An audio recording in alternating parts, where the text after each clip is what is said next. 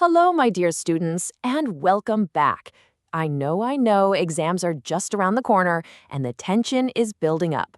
But don't you worry one bit.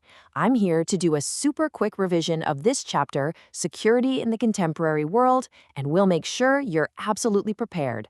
Ready? Cello, let's begin. Okay, so first things first, when I say the word security, what pops into your head?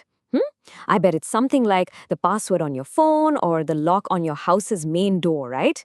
We all do these little things to feel safe. But let's think bigger now. What about a whole country? What does it really mean for a nation, for our India, to be secure? For the longest time, the answer to that question was pretty simple. People thought security was all about soldiers, big guns, and strong borders. But guess what? The world has changed, and the idea of security has changed right along with it. It's not just about armies anymore. So come on, let's find out what it's all about. So, at its very core, what is security? Well, simply put, it's freedom from threats.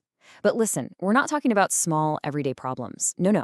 We're talking about really, really dangerous threats. The kind of threats that could damage our most important core values. Things like our country's freedom, our independence, so badly that the damage is, well, it's beyond repair. So let's start with the classic idea, the old school way of thinking. We call it traditional security. And for a very, very long time, this was pretty much the only kind of security people talked about. And the main idea was super clear. The biggest danger a country faces comes from another country's army. So, the goal, to protect the state, its land, its independence, its government, from any kind of military attack. So, how does a country do this? How does it protect itself the traditional way? Well, to make it super simple, let's imagine our country is a giant housing society. And this society has a four-part plan. First, there's deterrence. This is like showing off your high-tech security cameras and strong guards so that a thief thinks twice before even trying anything.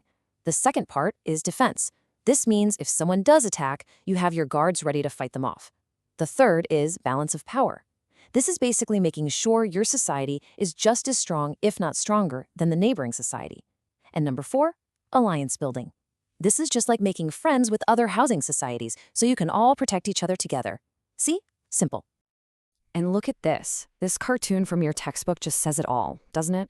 It perfectly shows a huge part of traditional security. Building up all that military power, well, it costs an absolute fortune. I mean, you're literally looking at a fighter jet made of money. It's a really powerful way to show just how many resources get poured into defense. Okay, so we have strong walls, powerful guards, and friendly neighbors. The housing society is safe from outside attack. But does that automatically mean that every single person living inside that society feels safe? Are they happy? Are they healthy? Is protecting the border walls enough to protect the people? You see, when people started asking this question, everything began to change. And that question leads us straight into the new way of thinking, non-traditional security. This idea says, hey, hold on a minute. We need to look beyond just countries and their armies. The focus here shifts from the state to the people, to human beings. It's about human security and even bigger, global security. It's about protecting all of us from a whole new set of dangers. Okay, everyone, phones out. This is a super important slide. I want you to take a screenshot of this one for your revision notes, okay? It breaks down the difference so clearly. Look, traditional security is all about protecting the state. Non-traditional is about protecting people. The threats in traditional security, mostly military. In non-traditional, it could be anything: terrorism, disease, poverty. And the response? Traditional security uses force. Non-traditional relies on cooperation. This table is pure gold for your exams. So let's talk a little more about this human security. What is it? In simple words, it's about protecting individuals, protecting you, protecting me. And it has two parts.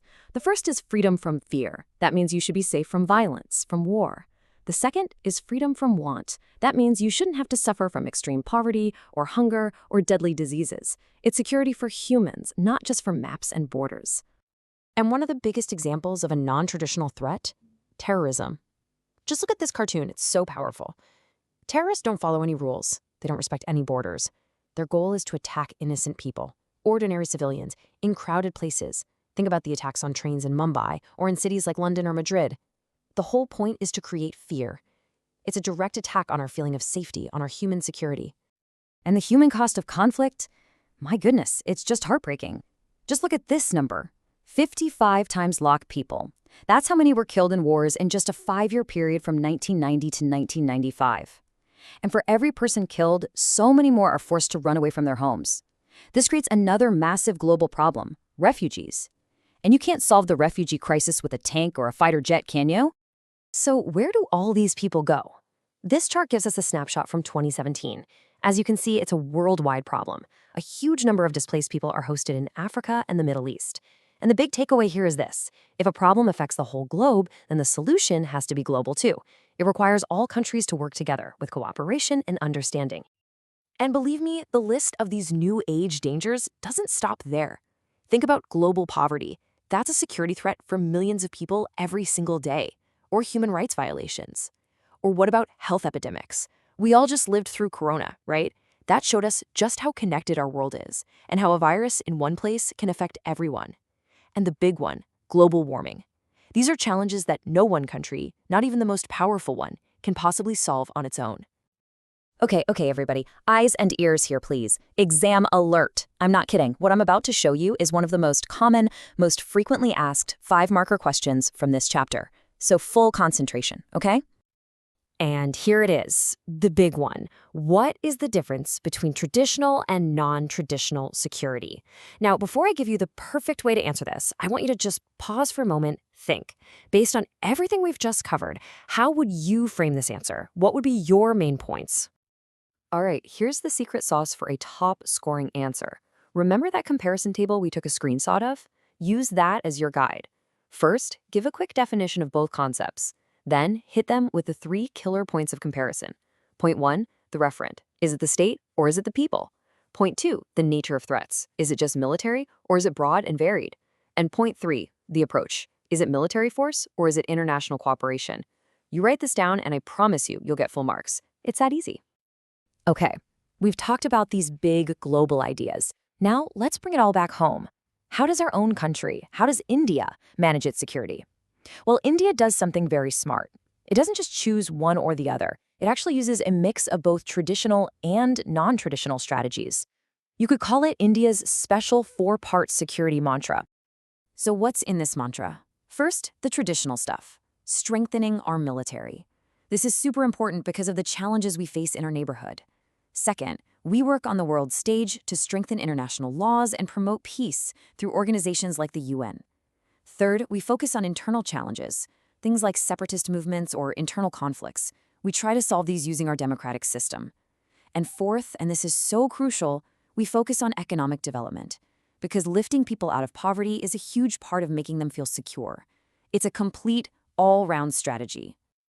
Phew, we have covered so much ground today, haven't we? But if there is just one single idea, one final takeaway that I want you to remember from this whole chapter, it's this. This is the heart of the matter.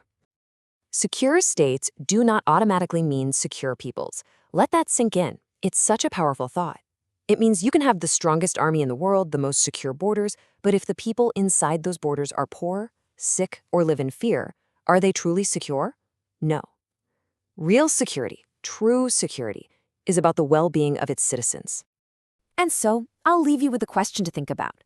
For your security, for the security of your family, what do you think is more important? A brand new fleet of fighter jets for the country, or a brand new hospital in your city?